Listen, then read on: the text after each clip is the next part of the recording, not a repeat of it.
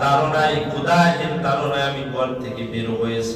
আল্লাহ রাসূল বলেন, আল্লাহর কসম করে বলি আমার একই দশা, আমিও খুদার তারনায় ঘর থেকে বের হয়ে আসছি।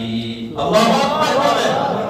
নবীজি সাল্লাল্লাহু আলাইহি সাল্লাম হাঁটতে হাঁটতে তিনজন সঙ্গী নিয়ে দুইজন এবং নবীজি সাল্লাল্লাহু আলাইহি সাল্লাম মিলে তিনজন এক আনসারী সাহাবীর বাড়িতে মেহমান হলেন। যায় দেখে ওই বাড়িতে আনসারী সাহাবী বাড়িতে নাই, কোন একটা কাজে বাইরে গেছে। সাহাবী বাড়িতে আয়েশা দেখে আল্লাহ রাসূল হযরত ওমর হযরত আবু বকর তার বাড়িতে মেহমান। সাহাবী এত খুশি হলেন, এত খুশি হলেন, খুশি হওয়ার সঙ্গে সঙ্গে তিনি আল্লাহর শুকরগুজার করলেন, আলহামদুলিল্লাহ বললেন। এরপর ওই সাহাবী আনসারী সাহাবীর বাড়িতে একটা খাসি ছিল, সেই খাসিটা নিজ হাতে জবাই করলেন। জবাই করার পর নবীজি সাল্লাল্লাহু আলাইহি ওয়াসাল্লামের জন্য ভুনা করিয়া রাসূলের সামনে পেশ করলেন, সাহাবীদের সম্মুখে পেশ করলেন। এমন সময় খানা খাবেন, খানা মুখে দিবেন, এক লোকমা সবেমাত্র মুখের মধ্যে প্রবেশ করাইছেন। আল্লাহ রাসূল তখন বলতেছেন, ইন্নাকুম লাতাসআলুনা আন হাযাল নাঈমি ইয়াউমাল কিয়ামাহ। ও ওমর ও আবু বকর, আল্লাহর কসম করে বলি নিশ্চয়ই অবশ্যই তোমাদেরকে এই নিয়ামত সম্পর্কে কিয়ামতের ময়দানে জিজ্ঞাসিত করা হবে। আল্লাহু আকবার বলেন। এই আয়াতের শেষে সূরার শেষে আল্লাহ রাব্বুল আলামিন সুম্মা লাতুসআলুন্না ইয়াওমাইযিন আনিন নাঈম।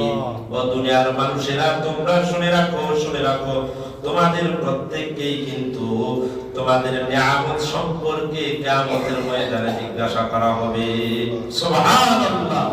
দেখেন কতদিন যাবত না খাওয়া, এরপরে রাসূলুল্লাহ সাল্লাল্লাহু আলাইহি সাল্লাম এই মুহূর্তে যদি কথা বলেন তাহলে আমরা আমাদের চিন্তা ভাবনা করুন।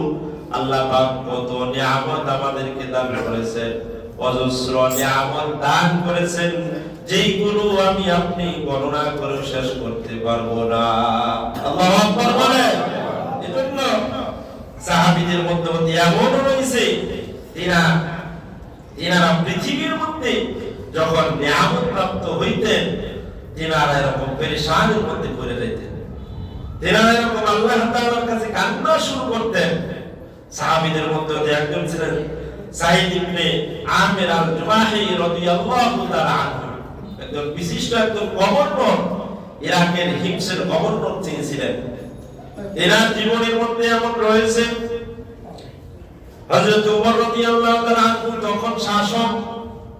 হযরত ওমর রাদিয়াল্লাহু তাআলা আনহু সম্মুখে ওই হিমসের যত গরীব লোক রয়েছে এই গরীবদের একটা তালিকা করা হয়েছে।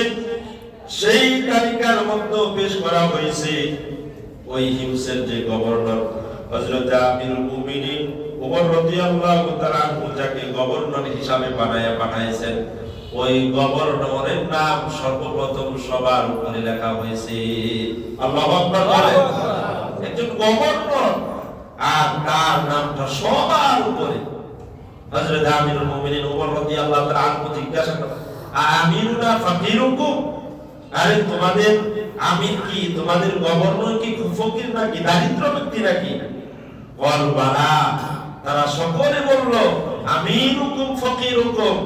হ্যাঁ বাদশা, আপনারা জানেন আমিরুল মুমিনিন আমাদের আমির, আমাদের সাঈদ ইবনে আমির আল-জুমাহি রাদিয়াল্লাহু তাআলা তিনি তো অনেক দারিদ্র ব্যক্তি। আল্লাহু আকবার বলেন। চিন্তা করার বিষয় যে তিনি এমন, তার ইসলামিক জীবন প্রথম শুরুতে এমন অবস্থা ছিল